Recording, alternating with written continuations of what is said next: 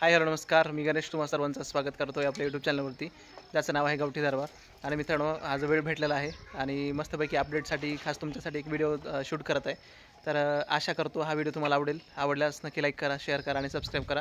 आणि नक्की शेअर करा, जेणेकरून नवनवीन व्हिडिओ, नवनवीन इन्फॉर्मेशन, कोंबडी पालनाबद्दल ज्या काही गोष्टी आहेत त्या सगळ्या गोष्टी तुमच्याही मित्राला कळतील. जे कुक्कुटपालक आहेत, जे कुक्कुटपालन करण्यासाठी इच्छुक आहेत, ते सर्वांना व्हिडिओ शेअर करा प्लीज, कारण त्यांच्याही माहितीसाठी हा व्हिडिओ असणार आहे मित्रांनो.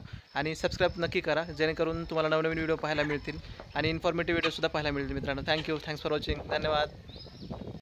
तर मित्रांनो, नेहमीप्रमाणे आजीनं कोंबड्या सोडलेल्या आहेत आणि आज आहे शनिवार.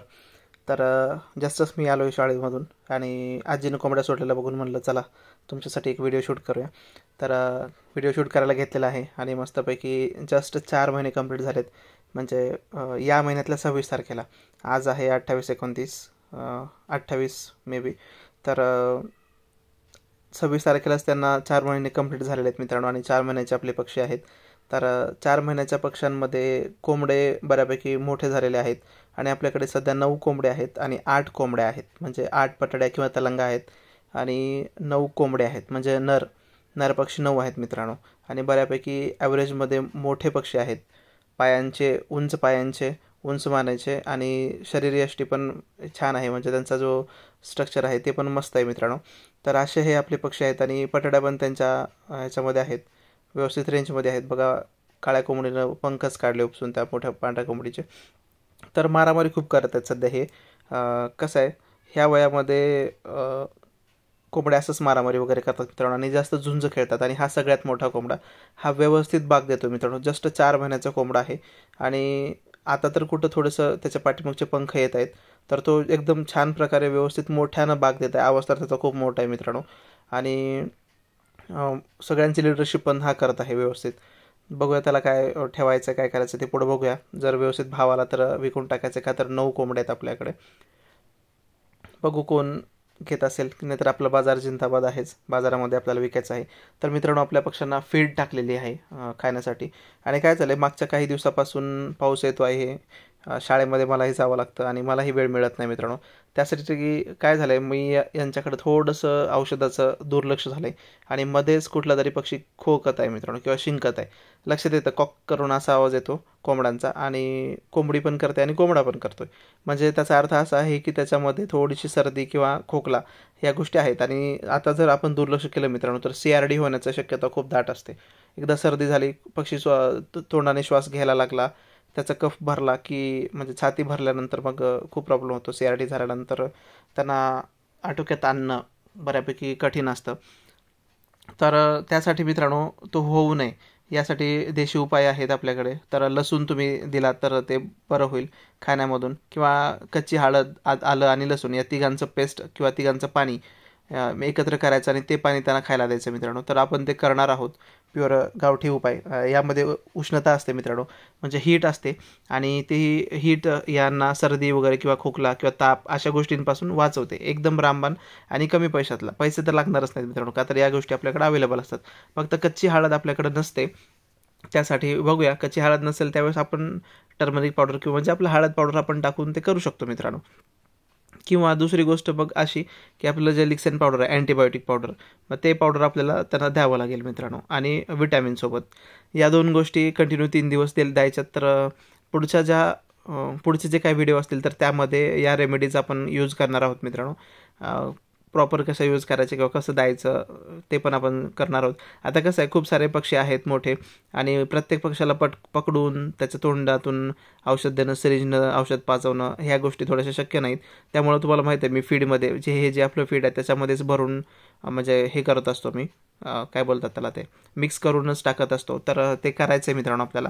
आणि त्यावेळेसचा एक मी व्हिडिओ करेन, म्हणजे तुम्हालाही त्या गोष्टींची आयडिया येऊन जाईल आणि तुम्ही पण सेम त्याच गोष्टी कराल. का तर पावसाळ्याचे दिवस आहेत मित्रांनो आणि या दिवसामध्ये 100% सर्दी वगैरे होण्याची शक्यता असते. आता बऱ्यापैकी आपले सबस्क्रायबर लोक आहेत, त्यांच्याही कोंबड्या आहेत, त्या झाडावर बसतात, भिजतात पण आणि आजारी पण पडत नाहीत. असं एक जण सबस्क्रायबर मला बोलत होते. ते सबस्क्रायबर म्हणजे त्यांच्या कोंबड्या बऱ्यापैकी जास्त स्ट्रॉंग असतील खरं म्हणजे. आणि आपल्या कोंबड्या कसं घरात राहणार आहेत, आपण अर्धबंदिस्त पद्धतीनं यांना सांभाळत असतो मित्रांनो.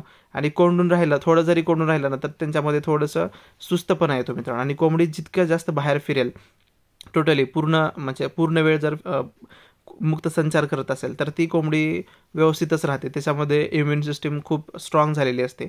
आणि हे कसं आपण अर्धबंदिस्त पद्धतीने सांभाळतो तर त्यांच्यामध्ये थोडंसं इम्युन सिस्टीमचा प्रॉब्लेम होऊ शकतो, पण आपण सतत अँटीबायोटिक पावडर देतोच मित्रांनो. लिक्सेन पावडर जे तुम्हाला माहीत आहे, बऱ्यापैकी मॅक्झिमम लोक आपले सबस्क्रायबर मित्रसुद्धा लिक्सेन पावडर यूज करत असतील. तर त्यामुळं काय होतं, हे आजारी पडायची शक्यता कमी असते. आणि हे जे आपले 5 पक्षी आहेत ते आता बाहेर आहेत थांबलेले, म्हणजे त्यांचं खाऊन झालेलं आहे आणि मोठे पक्षी खात आहेत, त्यामुळे ह्यांना थोडंसं बाहेर थांबावं लागतं, बाजूला थांबावं लागतं. आणि सगळे खाऊन झाल्यानंतर उरलेलं मग ह्यांना खावं लागतं, का तर हे लहान आहेत म्हणून.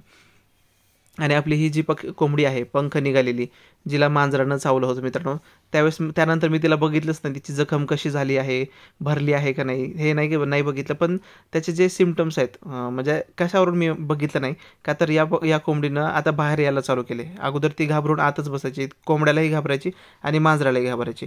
तर आता ही असं नाही करत मित्रांनो, ही बाहेर येते, तिला पंख आलेले आहेत आणि मस्तपैकी हे जे हा जो कोंबडा त्या कोंबड्याला मारायला जाते, तो कोंबडा थोडासा लाईन मारतो तिच्यावरती, पण ती काय त्याला भाव देत नाही आणि हा खूप लहान आहे, त्यामुळं त्यांना पण मारते. आणि जस्टच मित्रांनो, मागच्या वेळेस पण कोंबडा होता त्यावेळेस मीटिंग वगैरे करायची कोंबड्यासोबत कधीतरी, ती जबरदस्तीची असायची आणि त्यावेळेस अंडी घालत नव्हती, पण आता ही अंडी घालत आहे मित्रांनो. आणि अंड्यांची साईज पण खूप मोठी आहे. पण आता काय आहे, आपल्याकडे कोंबडा नाही आणि ती सध्या मीटिंग पण करत नाही. मग ते जे अंडे आहेत ना ते नॉन फर्टाईल आहेत, मग ते फक्त आपण विकण्याच्या कामाचे आहेत किंवा मग घरी खाण्याच्या कामाचे आहेत मित्रांनो ती अंडी. तर त्या अंड्यातून पिलं वगैरे निघणार नाहीत. आणि सध्याच कसं जस्टच ती रिकवर झालेली आहे, त्या स्ट्रोकमधून बाहेर आलेली आहे. एकतर कोंबड्यानंही परेशान केलं होतं, तिला त्रास झाला होता कोंबड्याच्या पायामुळं, तिच्या अंगावर पंख नसल्यामुळं जखमा झाल्या होत्या आणि मांजरानं पण फाडलं होतं. आणि अशा स्ट्रोकमध्ये गेलेल्या कोंबडीची अंडी पण आपण कधी कोंबडीच्या खाली नाही ठेवायची मित्रांनो, त्यातून पिलंही निघण्याची शक्यता कमीच असते, एवढं काही व्यवस्थित निघत नाही ते. आणि आता मित्रांनो आपण आलो आहे वरती आणि सगळ्या सबस्क्रायबर मित्रांच्या सांगण्यावरून, विनंतीवरून आपण आपली ही मैना दाखवत आहे. तिला पण अंड्यावरती बसवलेलं आहे आणि हिची वेळ झालेली आहे सकाळची, हिला बाहेर काढण्याची मित्रांनो. म्हणजे हिला आपण आता दररोज सकाळीच मी सोडतो, तुम्ही कधीही सोडू शकता, खरं तर दुपारी सोडू शकता, सकाळी सोडू शकता किंवा 4-5 वाजताही सोडू शकता. प्रत्येक कोंबडीचा सोडण्याचा टाईम तुम्ही फिक्स करा आणि त्या टायमिंगला दररोजच्या दररोज सोडत जा मित्रांनो.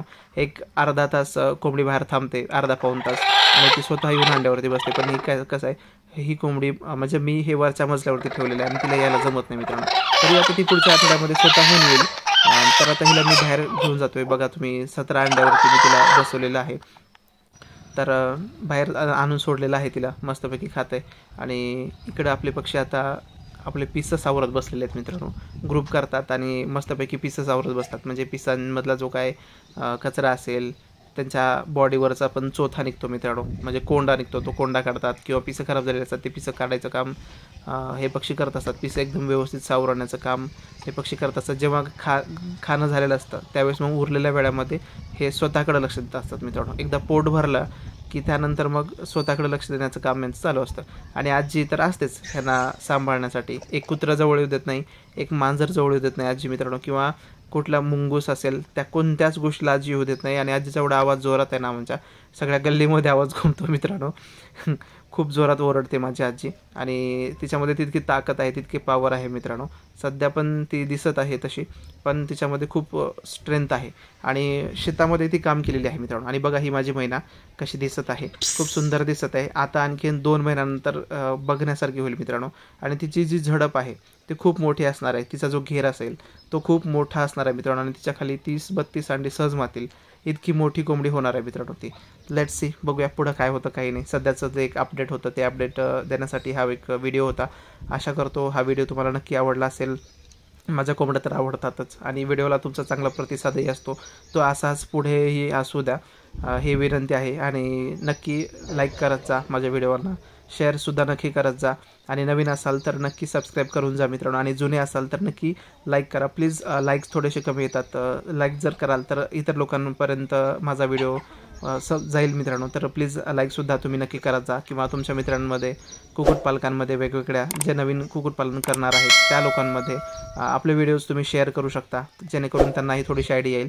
आणि खूप सारे सबस्क्रायबर लोक मला सांगतात की बाबा मी तुमचं बघून कुक्कुटपालन चालू केलं, तर त्यांचेही खूप खूप धन्यवाद. Thank you, thanks for watching, thank you.